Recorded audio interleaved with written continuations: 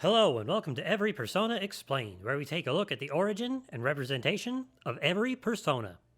And today we're taking a look at Siegfried. Siegfried is based on the legendary dragon-slaying German hero named Siegfried. And here's the thing about Siegfried.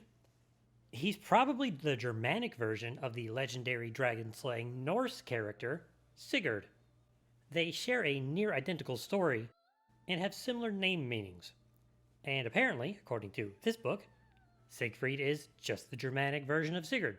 But I can't find a digital version of it, and it's in German, so I wouldn't be able to read it anyways. But the stories of them are so incredibly similar that I think it's a safe bet.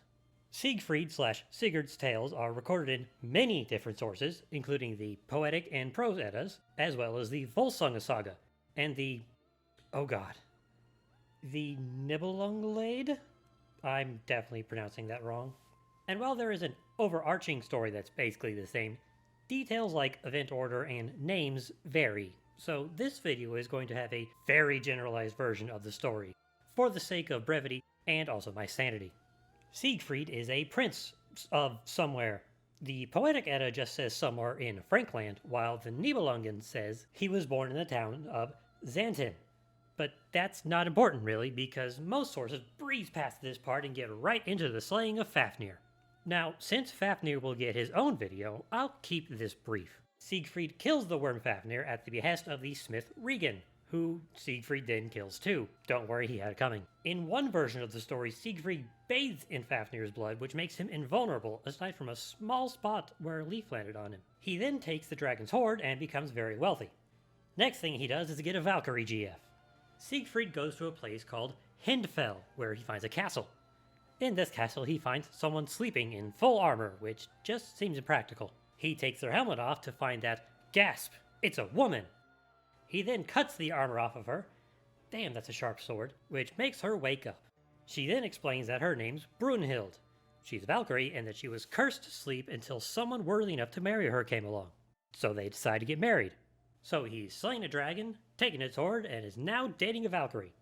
Things are going pretty well. Did I mention that Siegfried is a tragic character yet? Eventually Siegfried ends up in the court of a king. Which one? Well, I've seen like 3 or 4 different names, but the Nibelungenlied, still pronouncing that wrong, says he's the king of Burgundy, so I'm just going to call him Red. Now, here's where we get to a division. In the Nibelungen, Siegfried hasn't met Brunhild, and also she's not a Valkyrie, but a queen of another kingdom. In this version, Siegfried comes to Red's court because Red's got a hot sister that he wants to marry. So he ingratiates himself to his host by defeating a Saxon invasion while outnumbered 20-1. Red then agrees to let Siegfried marry his sister, on the condition that he helps Red win the hand of Queen Brunhild. You see, she has a set of tests you have to pass if you want to marry her. And if you fail at those tasks, your reward is getting murdered to death. So Siegfried goes and helps Red pass the tests. And by that I mean he uses magic to complete all of the tasks for him. Brunhild begrudgingly accepts, and they all go back to Burgundy where everyone gets married. The Norse sources are a bit different. Red's mom decides that Siegfried should marry her daughter, Red's sister. So she slips him a potion that makes him forget Brunhild, and proposes that he should marry her daughter instead. She's hot in this version as well, so he agrees. Then Mother Dearest tells Red that he should marry Brunhild, and he agrees. However, in order to do so, he must first pass the test of riding through a wall of fire. He can't do this, so Siegfried uses magic to do it for him. So he missed out on marrying a Valkyrie, which sucks, but where's the tragedy? Well, a few years later, Brunhild and Red's sister get into an argument, and Red's sister reveals how Siegfried helped Red to win her hand.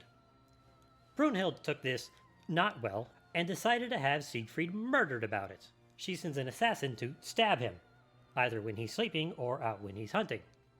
And the assassin successfully stabs him enough to kill him. Of course, this is Siegfried, a legendary dragon-slaying hero, and he's not going to just die like a bitch, and he manages to throw his sword after the fleeing assassin and cut him in half before he dies. Metal. And that's Siegfried/Sigurd, the Germanic/Norse dragon-slaying hero. So how well is he represented in game? Pretty good, I'd say. He's big, He's muscly, he's got a cool sword, but why does he look like a tomato? His in-game description references his dragon blood bath, so I'd say it's meant to represent that. Also, his armor being composed of scales could be referencing his dragon slaying adventure too. He's in the Strength Arcana in everything he appears in, aside from Royal, where he's in the Faith Arcana. Strength works because, he's a big, strong dragon slayer, that just works. Faith surprisingly also works, not in the religious faith meanings, but in the faith in oneself meaning. His movesets are pretty similar throughout his appearances.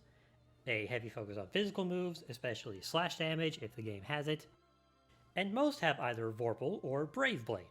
His trait is Retaliating Body, which doubles counter damage. And while not expressly referencing anything particular, it may have been inspired by his Invulnerable Skin. In FES/Portable, he gives the skill card for High Counter, which is whatever, and in 5, a card for Vorpal Blade, which is much more fitting. However, in Royale, he gives equipment, either the Vorpal Blade belt or the Brave belt, which gives whomever has it equipped the respective attack. Overall, it's pretty good. While Siegfried's story is all over the place due to the many, many versions, they managed to pull together an interpretation that does a good job at referencing him overall. Good job! There are many, many more sources about Siegfried/Sigurd that I didn't use in this video for the sake of brevity.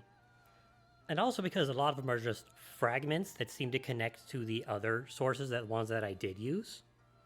Also, I will bring this up in the Fafnir video, but the hoard that Siegfried gets from Fafnir contains a cursed ring.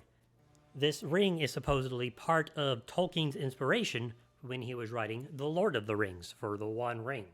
Tolkien also wrote his own version of the Volsunga saga, which is really cool, and possibly the most Tolkien thing I've ever heard. Anyways, thank you very much for watching.